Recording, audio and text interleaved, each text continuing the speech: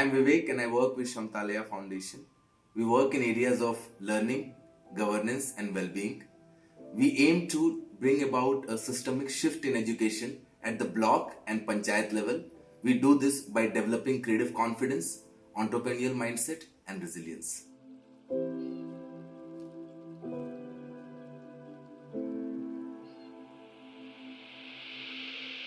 Before we could even think of reaching children who have no access to digital mode, the important question we all need to answer is why are we reaching them?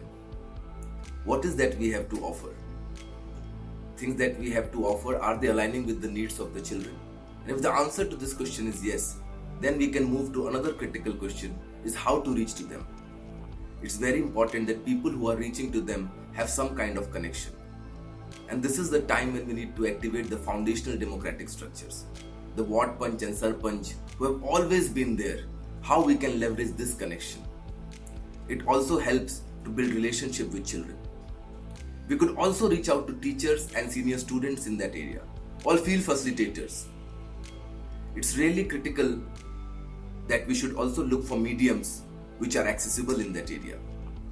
It could be radio, it could be phone, it could be bike with speakers tied to them.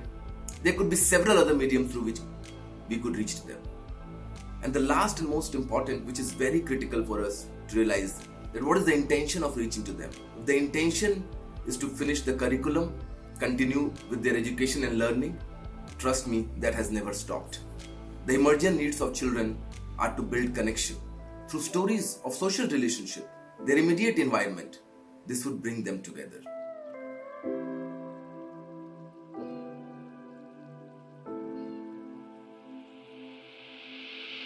While it would be a futile exercise to even think what world could look like post COVID-19, I could share a few of my experiences while I was in Kotra a couple of weeks back. I could hear communities say that if they get quarantined, they would hold the local NGOs responsible. This reflects the massive trust deficit between communities, NGO and the government. It becomes quite imperative on our part to rebuild those connections and trust.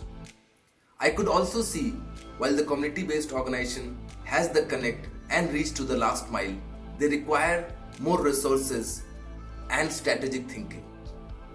Collaboration no more could be seen just as a value, but as a compulsion. Large-scale organization needs to partner with community-based organizations. While large-scale organizations have the knowledge, scalable solution, strategic thinking, they could complement the community-based organizations who has the context and the local understanding of the problem. While physical distancing in such areas seems quite difficult, I could see there is a huge emotional distancing. People lack information, which makes them anxious and fearful. Before we even move forward and reimagine the world post-COVID-19, it would be very important to build the connection again.